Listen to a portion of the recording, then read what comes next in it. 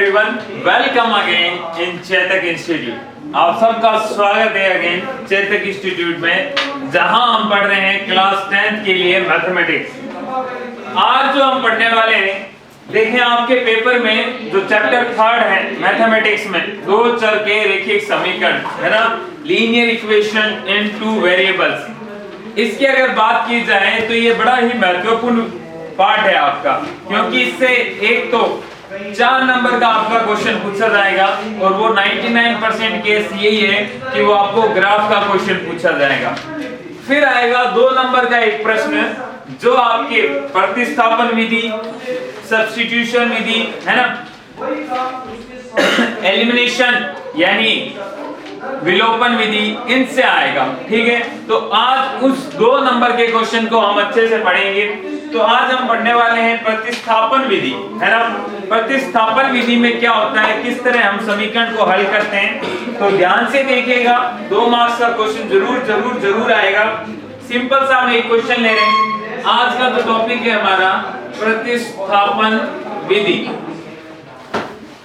Substitution विधि, English में कहते हैं सब्स्टिट्यूशन मेथड। एक एग्जांपल ले लेते हैं हम, x plus y equal to 14 और एक इक्वेशन लेते हैं x minus y equal to 4। इन दोनों को हमें हल करना है। इन दोनों का हल करने का मतलब ये होता है कि x और y के वो मान जो इन दोनों समीकरण को सेटिस्फाई करें। जैसे इस समीकरण को सेटिस्फाई करना मतलब, अगर मैं इसमें x की जगह 7 और y की जगह 7, दोनों जगह 7 रखूं तो 14 इक्वल टू 14 आ रहा है ना। तो इस इक्वेशन को सेटिस्फाई करने वाले पॉइंट क्या हो गए, 7 और 7। तो हमें ऐसे देखने पॉइंट जो इसको भी सेटिस्फाई करे और इसको भी सेटिस्फाई करे। तो प्रतिस्थापन विधि से हम कैसे निकालते हैं, आपके सामने 2 इक्वेशन है। आपको सिंपली एक ही चीज ध्यान रखनी है कि हमें एक से किसी भी चर राशि की मान x या y का मान निकाल कर दूसरे में क्या कर देना है, रख देना है। जैसे हम समीकरण फर्स्ट ही ले लें, अगर मैं समीकरण फर्स्ट को ले रहा हूं x plus y equal to 14, तो यहां मैं x का मान निकालूंगा। सबसे पहले x या y किसी का भी मान निकाल सकते हो, आपकी मर्जी है। आपने x का मान निकाल लिया 14, y उधर चला गया -y। अब जिससे आपने मान निकाला है ना, उसको छोड़ो, दूसरे पे ये वैल्यू रख दो। एक समीकरण से तो मान निकालना है और दूसरे में उसको सब्स्टिट्यूट प्रतिस्थापित कर देना है। तो अगर मैं इसमें रखूंगा, ये इक्वेशन क्या है, x minus y equal to 4। ठीक है, तो अगर मैं इसमें x की जगह क्या रख दूं, 14 minus y, x की जगह क्या रखना है, 14 minus y equal to 4। तो माइनस y और माइनस y कितना हो गया, माइनस का 2y is equal to 4।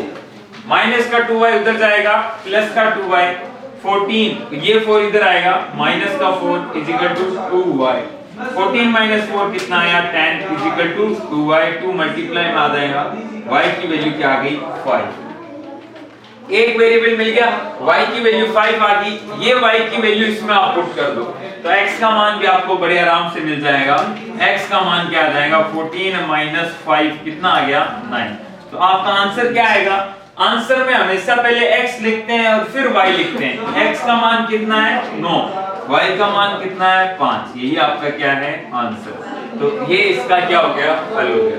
प्रतिस्थापन विधि ध्यान से समझो, कुछ नहीं है, सिंपल सा काम है। एक समीकरण से मान निकालना है, दूसरे में उसको क्या कर देना है, रख देना है। उससे आपका मान आ जाएगा, वहां से जो भी वैल्यू आए उसको वापस रखोगे तो दूसरे का मान आ जाएगा।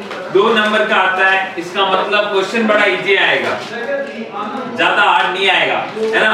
बट आपको दोनों मेथड तो आने ही चाहिए।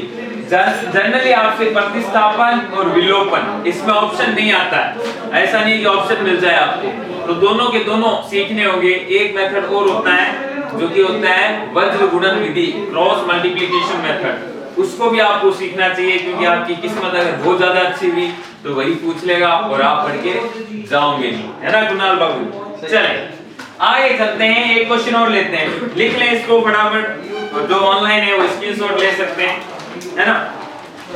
सिंपल मेथड है, और जो ऑफलाइन है देखते हैं, पढ़ने लायक नहीं है वो चप्पट करते हैं।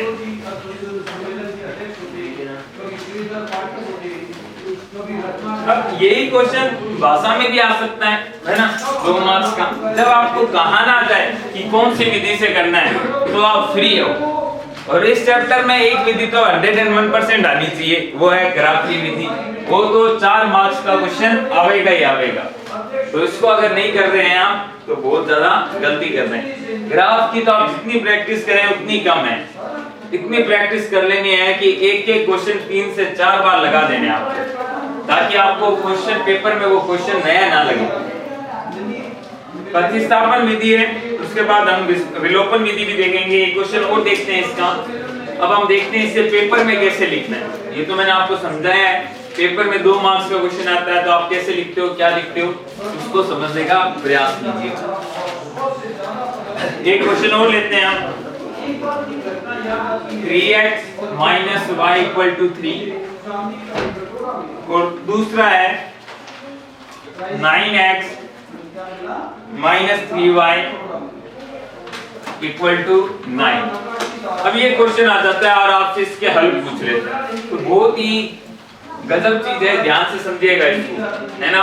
देखते ही बना लेना इस क्वेश्चन का आंसर। देखते हैं कैसे। देखो आपके सामने क्वेश्चन आया, आपके सामने ये क्वेश्चन आया, और ये क्वेश्चन अगर आ भी जाता तो आप यूं घूमने लग जाओगे, दिमाग घूम जाएगा। क्यों? देखो ये मेरी समीकरण फर्स्ट है और ये हमारी समीकरण सेकंड है।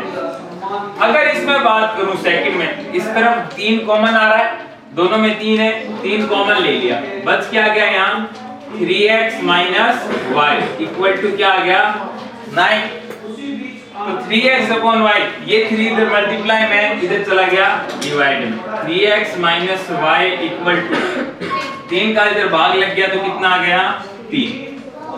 9 था, 9 में 3 का भाग लग गया 3 आ गया। तो क्या पहली इक्वेशन और दूसरी इक्वेशन सेम ही नहीं है क्या? हमें इसका हल निकालने को कहा गया है। पहली इक्वेशन क्या है 3x minus y equal to 3, दूसरी क्या है 3x minus y equal to 3।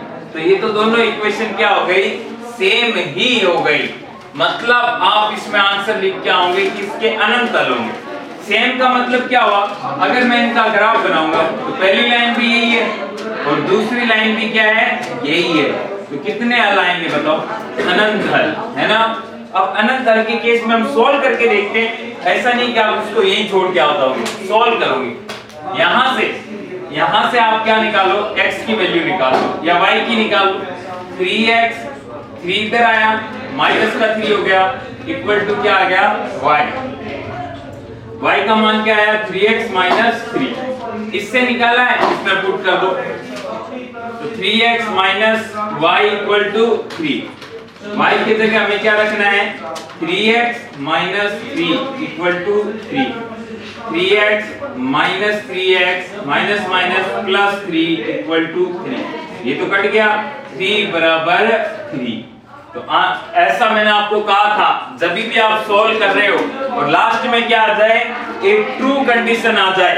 याद करें पुराने मैंने बताया था, लास्ट में अगर ट्रू कंडीशन आ जाए 3 बराबर 3, ये तो हमेशा ही सत्य होगा। जब सत्य होगा हमेशा ही, हम x का मान ही नहीं निकाल पा रहे, इसका मतलब ये है कि इसके अनंत हल होंगे। और अनंत हल कब होते हैं, जब रेखाएं क्या होती है, समपाती होती है। तो इस तरह का भी क्वेश्चन बन सकता है। आपको यूं ना लगे कि बस हमारा मान ही नहीं निकल रहा, थोड़ा सा दिमाग लगाएं। अगर ऐसी कोई कंडीशन बन जाए कि 3 बराबर 3, 4 बराबर 4, जिसे कहा जाता है ट्रू कंडीशन, ये एक सत्य कथन है। अतः दी गए समीकरणों के अनंत हल होंगे।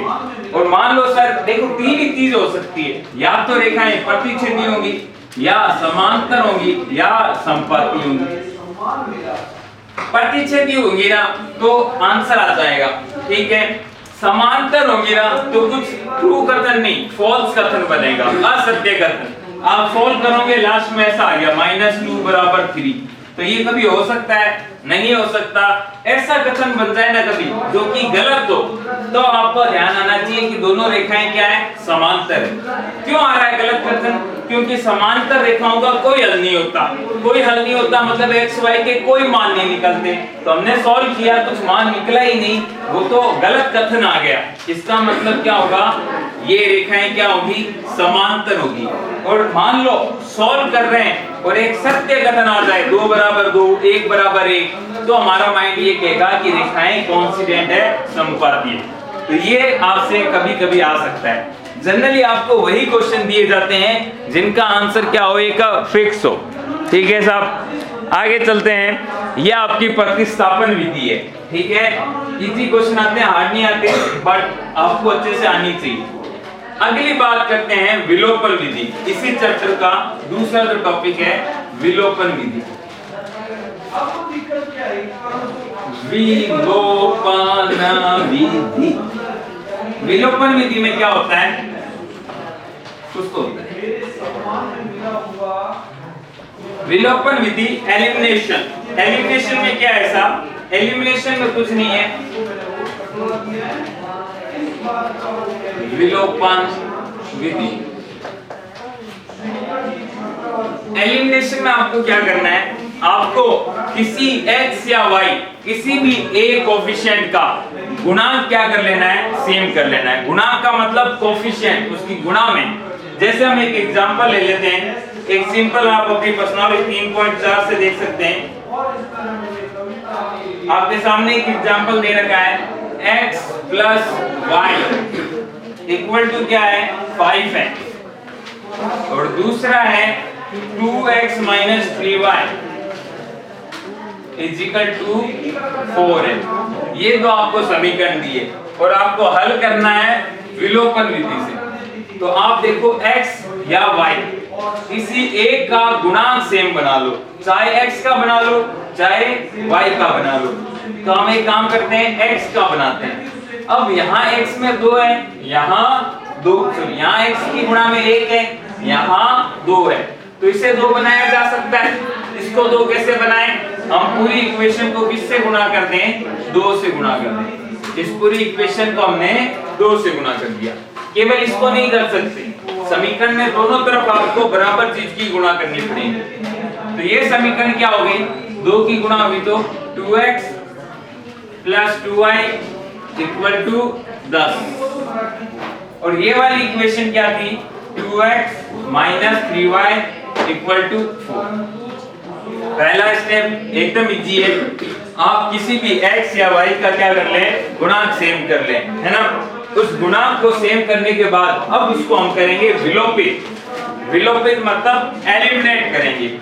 तो देखो 2x और 2x दोनों को हटा कैसे सकते हैं, हम तब हटा सकते हैं जब हम इसमें से ये घटा दें। या आप इसका इतना ध्यान रखें, जब भी जिसका भी कोफिशिएंट सेम किया है, अगर उसके साइन सेम है तो हमें समीकरणों को घटाना है, और अगर उनके साइन अपोजिट हैं, जैसे एक प्लस का है एक माइनस का है, तो हम उन समीकरणों को जोड़ देंगे। वापस सुने, अगर मान लो यहाँ y 3y होता, यहाँ माइनस का 3y होता, तो एक में तो प्लस है एक में माइनस है, अलग अलग साइन होते हैं, तो इन समीकरणों को जोड़ देते, क्योंकि हमें पता है प्लस से माइनस कैंसिल हो जाता। बट यहाँ सेम साइन है, जब भी सेम साइन हो, चाहे वो प्लस के हो चाहे वो माइनस के हो, जब साइन सेम होते हैं तो हम उसको घटा देते हैं। घटा देते हैं मतलब सब्ट्रैक्ट कर देते हैं। सब्ट्रैक्ट करने का क्या रूल है, जिसको भी आप सब्ट्रैक्ट कर रहे हो उसके साइन क्या कर दो, चेंज कर दो। जैसे ये 2x प्लस का था माइनस का कर दिया, ये माइनस का था प्लस का हो गया, ये प्लस का है माइनस का। जिसको भी घटा रहे हो उसके साइन चेंज करने। ये प्लस का माइनस में हो गया, ये माइनस का प्लस में हो गया, ये प्लस का माइनस में हो गया। अब घटा लीजिए, ये तो हो गया खत्म। प्लस का 2y प्लस का, अब इस माइनस को नहीं देखना, इस प्लस को देखना है। प्लस का 2y प्लस का 3y 5y, 10 माइनस 4 कितना आ गया 6, तो y की वैल्यू क्या आ गई 6/5। इसको आप ध्यान से देखें, एक बार दिमाग लगा के सोचें, क्योंकि ये छोटी छोटी चीजें आपके लिए अति महत्वपूर्ण हैं। इनको अगर आप ध्यान से नहीं देखते हैं तो आपकी दिक्कतें बड़ी हो सकती है। तो ध्यान से देखिएगा, स्क्रीनशॉट ले लें जिनको लेना है। क्लास आपको अच्छी लग रही है तो एक लाइक तो बनता है दोस्तों, है ना। आपसे गुरु दक्षिणा के रूप में एक ही चीज मांगी जा रही है, वो है लाइक करें और भूखे शेरों की तरह शेयर करें इस वीडियो को। इतना शेयर करें कि शेर भी घबरा जाए इन शेरों से कि तुम शेयर करने वाले, है ना। वैसे ही हमारे यहाँ शेरों की कमी हो रही है, तो आप शेयर करें वीडियो, ठीक है, और अपने दोस्तों को भी बताएं। अब देखते हैं, मैं थोड़ा सा टाइम और लूंगा, इसी के साथ आपका विलोपन और प्रतिस्थापन दोनों हम खत्म कर लेंगे और बहुत ही बढ़िया टॉपिक है, 2 मार्क्स आपके पक्के कर देगा। अब y का वैल्यू निकल गया आपका, तो ये y का वैल्यू आप इसमें या इसमें किसी में भी रख दो, आंसर सेम आता है, दिक्कत ही नहीं। मैं तो यही ले लेता हूँ ओरिजिनल वाली। ये था y की वैल्यू का रखना है 6/5, तो x की जगह तो x y 6/5, तो a प्लस का है उधर जाएगा माइनस का हो जाएगा, माइनस का 6/5। एलसीएम होता है 1 और 5 का 5, ये 5 × 25 - 6 19/5, तो x का मान 19/5 और y का मान 6/5। ये आपका आंसर आ गया। दिखने में थोड़ा सा अजीब सा आंसर है, बट आंसर तो यही आएगा दोस्तों, है ना। तो आपको उम्मीद है टॉपिक समझ में आया होगा। प्रतिस्थापन और विलोपन ये दोनों हमने कर लिए, इनकी प्रैक्टिस आप कीजिएगा। आपको कोई डाउट आए तो कमेंट बॉक्स आपके लिए खुला है, आप उसमें कमेंट करके आप हमसे पूछ सकते हैं और हम आपके कमेंट को जरूर देखते हैं, आपके सारे कमेंट्स को। तो आपको जो भी डाउट आए अच्छे से आप कमेंट करें, वीडियो को शेयर करें, अच्छा लगा तो लाइक करें, चैनल सब्सक्राइब करके बेल आइकन को हिट जरूर कर लें ताकि आपको क्लास का नोटिफिकेशन मिलता रहे, अन्यथा आपका ऐसी बढ़िया क्लासें आपकी मिस हो जाएंगी। तो जरूर कीजिएगा। आज के लिए मैं आपको इतना ही, कल फिर किसी नए टॉपिक के साथ आऊंगा, फिर कोई 2-4 नंबर लेके आऊंगा आपके साथ। तब तक के लिए अलविदा, जय हिंद, जय भारत।